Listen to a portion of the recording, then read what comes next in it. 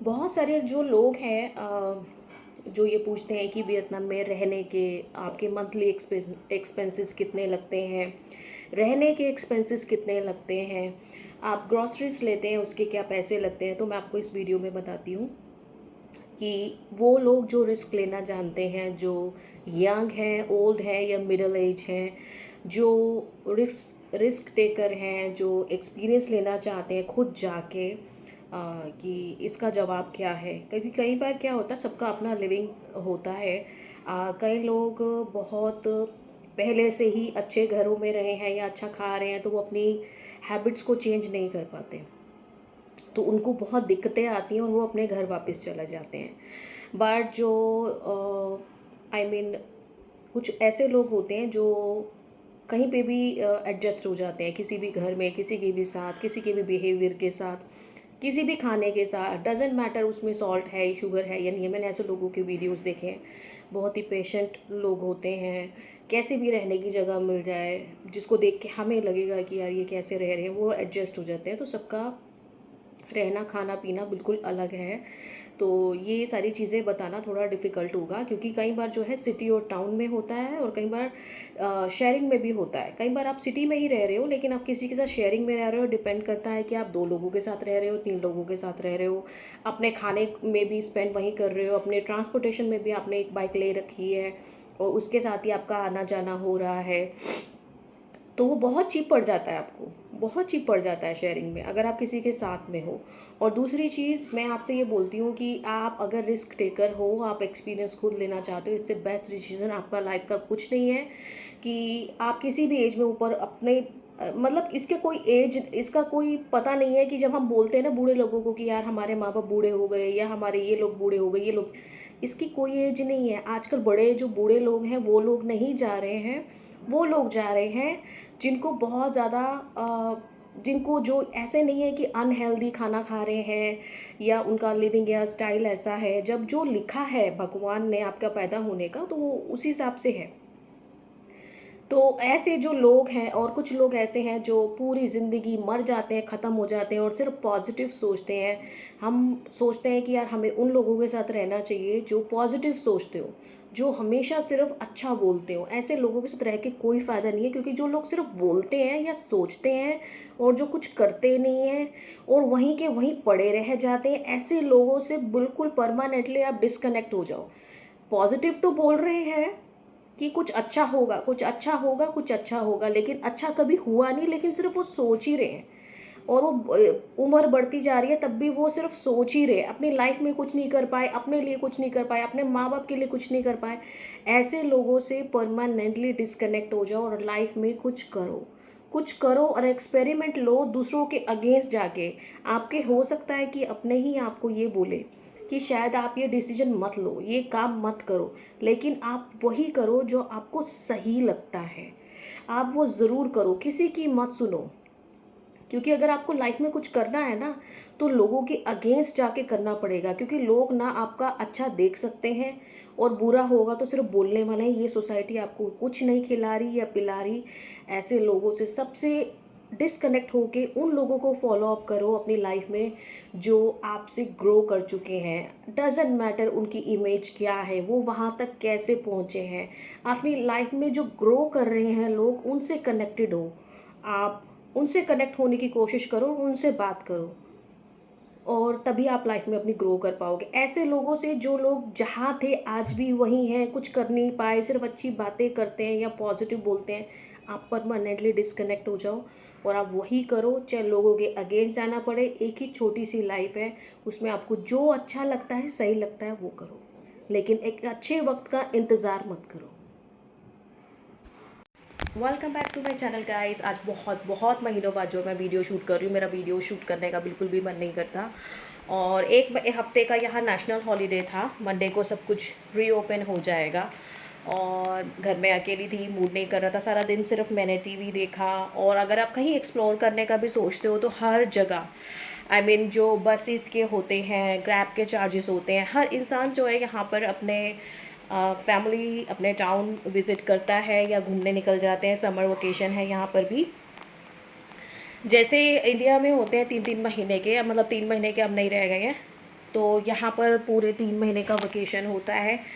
अगर आप primary school में हो या किंडरगार्टन में हो तो 3 महीने का वेकेशन होता है। तो लोग जो है दानांग, साइगॉन, अलग अलग कंट्रीज़, जैसे उनके पेरेंट्स के पास जैसे होता है ना कि जितना बजट है उसके हिसाब से वो ट्रिप प्लान करते हैं और निकल जाते हैं। और अभी 1 हफ्ते का इसलिए बंद था क्योंकि नेशनल हॉलीडे था। अब मंडे को सब रीओपन हो जाएगा, बट स्कूल में जो है समर कैंप्स स्टार्ट हो जाएंगे। वैसे स्कूल बंद हो चुके हैं यहाँ पर 3 महीने के लिए। और जो हाई स्कूल्स हैं, जो सेकेंडरी स्कूल्स हैं, वो 1 महीने के लिए बंद हो चुके हैं। तो अभी मैं मार्केट गई और मुझे कढ़ी चावल मेरे बहुत फेवरेट हैं। तो मैंने दही मेरे पास था तो मैं थोड़ा सा धनिया लेने गई। मार्केट सारी जो यहाँ पर मार्केट्स तक बंद हो जाती हैं। और अगर आप कहीं ट्रिप का प्लान करोगे कि आप कहीं पे भी चले जाओ, सबके बसेस के, ग्रैब के, हर चीज़ के जो प्राइसेस हैं वो डबल हो जाते हैं। क्योंकि बहुत ऐसा नहीं है कि आपको कन्वेंस इजीली नहीं मिलता है, मिल जाता है, ट्रांसपोर्टेशन मिल जाता है, बट उसके प्राइसेस जो हैं वो डबल हो जाते हैं। और अभी मैं जो है आपको दिखाती हूँ। मैं सिर्फ सो ही रही थी तो मैंने जो है ये ग्रीन वाली जो दाल होती है पूरी वाली, इसके स्प्राउट बनाने के लिए इसको थोड़ा सा भिगोया। और मैंने कहा कि इसमें से ये जब बन जाएगा तब मैं इसके स्प्राउट बनाऊंगी। अभी मैं लाई हूँ थोड़ा सा ग्रीन अनियन, ये मुझे बहुत पसंद है और इसको मैं पॉरेज में खाती हूँ। और ये मैं खूब सारा लाई हूँ धनिया। यहाँ पे धनिया भी मिल जाता है पर यहाँ ठीक है, वहाँ पे भी कोई सस्ता नहीं है। फिर मैं लाई हूँ थोड़े से क्यूकम्बर्स एंड मैं लाई हूँ टमेटोज़। और एक मैं लाई हूँ ये डिश वॉश जो है ये है 3.5 ml का डिश वॉश है सनलाइट का। ये मैंने लिया है 105,000 350 रुपये का ये आता है, 3.5 किलो का। और ये जो है बहुत टाइम बाद मैंने लिया है। ये मुझे जो है स्पाइसी चिप्स होते हैं, अगर आप वेजिटेरियन हो और आपको हर चिप्स में यहाँ पर ना स्वीट सा मिलेगा फ्लेवर, सॉल्टी फ्लेवर्स के आपको चिप्स नहीं मिलेंगे। और एक आधा चिप्स जो इंपोर्ट होके आता है वो सॉल्टी मिल भी जाएगा आपको। तो ये जो है आपको मिलेंगे हाँ, तो ये जो है स्पाइसी और सॉल्टी होते हैं। सो ये है मेरा छोटा सा मिक्सर।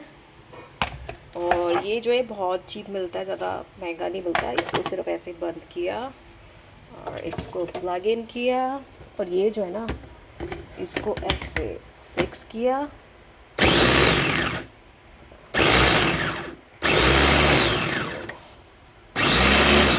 इसको जितना आपको वो ग्राइंड करना आप उतना ग्राइंड कर सकते हो, मुझे ज़्यादा करना नहीं है। मुझे ना परफेक्टली इतना ही चाहिए ऐसा, बट उसमें जो ना टमेटोज़ बहुत ज़्यादा होते हैं सालसा में। तो ये है मेरे डोरिटोस जो मैं अभी लेकर आई हूँ, चिली वाले, सॉल्टी एंड चिली फ्लेवर है ये बहुत अच्छे होते हैं। और अगर आप वेजिटेरियन हो तो वियतनाम में हो तो आप ये वाला ज़रूर ट्राई करना। और ये बनाया है मैंने सालसा।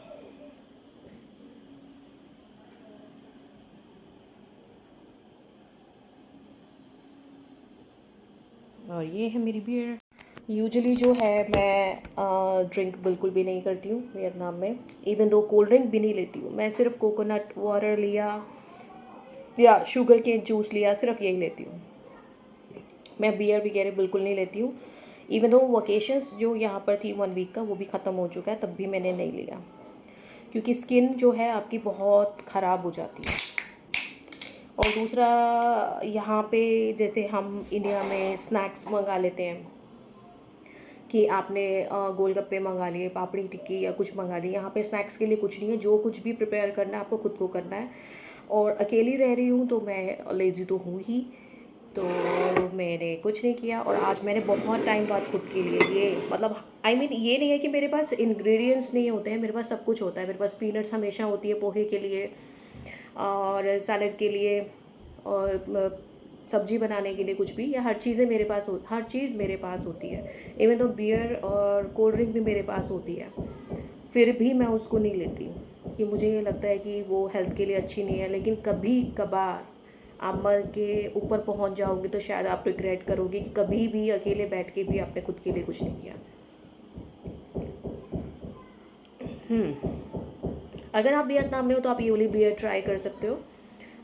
यहाँ पर जो मैं पहले हो ची मिन में ट्राई कर रही थी, जिसका मैंने ब्लॉग पहले डाल रखा है, वो वाली यहाँ पर नहीं मिलती है। यहाँ पे बहुत अलग अलग तरीके की मिलती है हनोई में, पर इसमें जो है सबसे ज़्यादा जो है अल्कोहल होता है 333 में 5.3, आई थिंक 5.3 होता है। बाकी कोई भी लोगे तो उसमें 3.5, 4%, 4.1% ऐसा होता है। तो जो मैं हो ची मिन में ले रही थी, रेड हॉर्स सबसे बेस्ट बियर है। अगर आप वियतनाम में हो तो रेड हॉर्स ज़रूर ट्राई करना। वो 8% उसमें होता है अल्कोहल, और सबसे बेस्ट बियर है। अगर आपको लेना है, थोड़ा स्ट्रॉन्ग बियर पीनी है, तो आप रेड हॉर्स को प्रेफर करना, वो लेना आप रेड हॉर्स। पर रेड हॉर्स जो होती है आपको वहाँ मिलती है, क्या कहते हैं, बहुत ही कम मार्ट्स में मिलती है। रेड हॉर्स सब जगह नहीं मिलती है।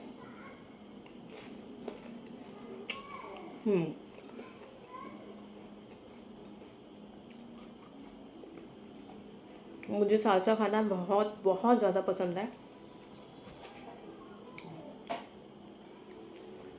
और इसमें जो है ना, पहले मैं क्या करती थी, जैसे कई बार आप पूरा सालसा नहीं खा पाते हो और उसमें जो है लेमन मिक्स कर देते हो, तो वो बहुत ज़्यादा खट्टा हो जाता है और वो खाया नहीं जाता।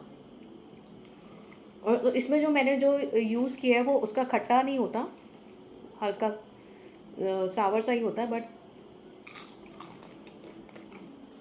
बहुत अच्छा फ्लेवर होता है, ऑरेंज जैसा।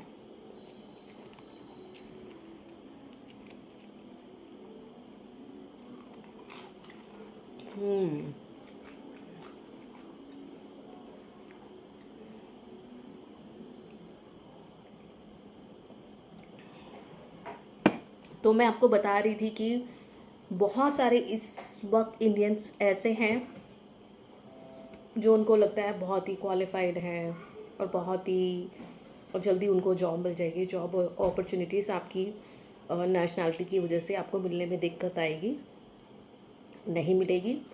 चाहे भले ही आप टाउन में हो या आप सिटी में हो। सिटी में तो फिर भी नहीं मिलेगी, टाउन में फिर भी आपको 1% मिल जाएगी। वो भी तब मिल जाएगी जब आपके किसी जो पुराना वहाँ पे रह रहा है उसके साथ कोई कनेक्शंस होंगे। तो ऑब्वियसली कोई पुराना रह रहा होगा, तो उसके बिहाफ पे, उसकी आई मीन कनेक्शन से आपको काम मिल सकता है। अदरवाइज़ यहाँ पे काम नहीं है इंडियंस के लिए।